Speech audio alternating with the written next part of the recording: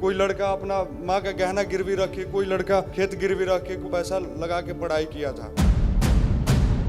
तकरीबन 14 अग्निवीर हैं जो अभी तक सुसाइड कर चुके हैं।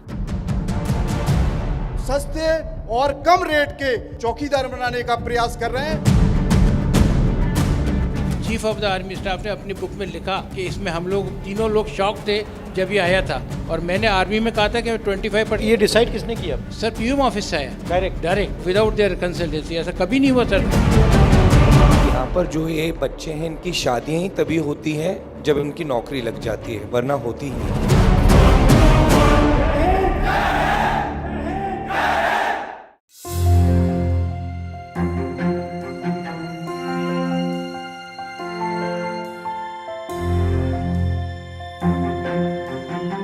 मैं आपकी बात सुनने आया हूँ, तो आप अपनी बात रखिए, कोई सवाल हो वो पूछिए, मगर जो आप कहना चाहते हैं कहिए।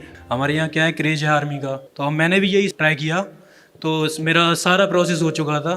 आगे जाके इन्होंने अग्निपथ योजना लगाई और सारा कैंसिल कर दिया सर।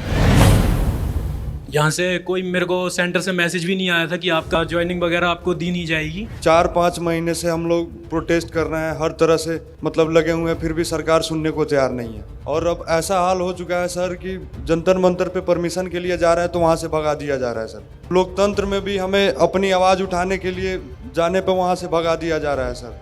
आखिर हमारी गलती क्या है सर? हमने फौज का सपना देखा था, हमने मेहनत किया था, इसके लिए 4 साल 5 साल मेहनत किया था सर, फिर भी सरकार हमारी भर्ती नहीं कराई। आज हम लोग दर की ठोकरें खा रहे हैं सर। और आप भी प्रोविजनल लिस्ट पे थे? जी सर, बिल्कुल, हमारा सारा चीज़ क्लियर था सर। कोई लड़का अपना माँ का गहना गिरवी रखे, कोई लड़का खेत गिरवी रखे, कोई लड़का कहीं से लाकर पैसा लगा के पढ़ाई किया था। और जब भर्ती रद्द हुई सर, उसके बाद में लड़के के ऊपर कर्ज था, वो प्रेशर झेल नहीं पाया, जिसमें 64 से 65 अभ्यर्थी आत्महत्या कर लिए। और जब भी सर हम लोग मीडिया के पास जाते हैं आवाज़ उठाने के लिए, सीधे हाथ जोड़कर खड़ा हो जाता है लोग कि मेरे बस में, मेरे हाथ में नहीं है, मैं नहीं उठा सकता सर। जब ग्राउंड में तैयारी करने जाता था, वहाँ पर 400 से 500 लोग मेरे साथ तैयारी करते थे। जब से ये अग्निवीर योजना आई है तब से वही 10-15 लोग आते हैं सर। हमें सर जो अग्निवीर बन भी गए हैं उनकी कोई शादी नहीं कर रहा है सर। अग्निवीर का दर्जा देता है, अग्निवीर की निगाहों से देखता है, ना कि फौजी की तरह नहीं देखता है सर। और सर अभी हमारे साथ के जो थे वो शहीद हुए, उनको शहीद का दर्जा नहीं दिया गया सर।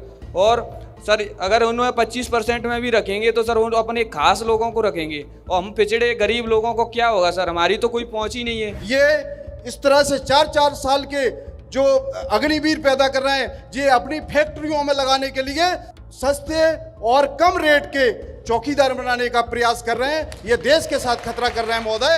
ये आप स्पष्ट करिए कि जब आपकी सरकार आएगी तो आप अग्निवीर को हटा के जो पुरानी भर्ती प्रक्रिया है उसको लागू करेंगे, और हम सैनिकों के जो आरक्षण हक और अधिकार हैं जो हमें पूर्व में मिलते थे कांग्रेस की सरकार में, वो मिले तो हमारे देश की तरक्की और बेहतर होगा। मेन प्रॉब्लम क्या हुई है, हमारी 2004 के बाद जितनी भी पेंशन योजनाएं थी वो सारी बंद कर दी गई हैं। आर्मी के साथ में CST कैंटीन का जो सुविधाएं मिलती थी वो सारी बंद कर दी गई हैं।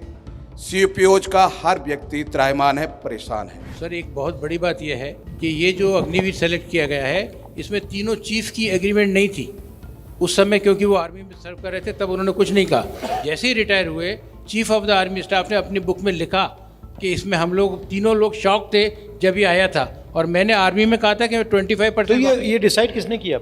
सर पीएम ऑफिस से आया डायरेक्ट NSA। Yes sir. एक टैंक को चलाने के लिए अगर टैंक का ड्राइवर है, उसको 120 बटन देखने पड़ते हैं, और नीचे से माइन फील्ड है, ऊपर से गोले आ रहे हैं, मिसाइल्स आ रही हैं, उसके बीच में उसको मेंटली फिजिकली ट्रेंड होके तभी वो निकल सकता है, अदरवाइज वो काम नहीं कर सकता है। और आज हमारे यहाँ पे तकरीबन 14 ऐसे अग्निवीर हैं जो अभी तक सुसाइड कर चुके हैं। तो आर्मी ने ये रियलाइज़ किया कि ये मेंटली एंड फिजिकली रोबस्ट नहीं है, इसलिए उन्होंने कहा कि हमें इनका साइकोलॉजिकल टेस्ट भी करना पड़ेगा। पहली बार ऐसा हुआ। सबसे पहले मैं आपका धन्यवाद करना चाहता हूं कि आप सब यहाँ आए, आपने अपनी बात रखी। जो 1.5 लाख लोग हैं इनके टच में मैं हूँ। आपके रिप्रेजेंटेटिव्स मेरे पास आए थे, दिल्ली में आए थे, यात्रा में मुझसे मिले, और हमारी कोशिश होगी कि हम आपकी पूरी मदद करें।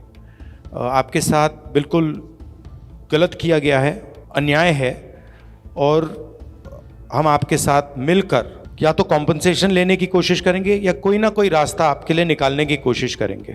अग्निवीर योजना पे मेरी ओपिनियन है ये देश को मजबूत करने वाली योजना नहीं है और इससे सेना का भी ये नुकसान हो रहा है, देश का भी नुकसान हो रहा है। अगर हमारी सरकार आएगी हम इसे रीअसेस करेंगे, हम इसको देखेंगे और अगर हमें लगे कि ये कैंसिल किया जा सकता है तो हम इसको कैंसिल भी कर सकते हैं।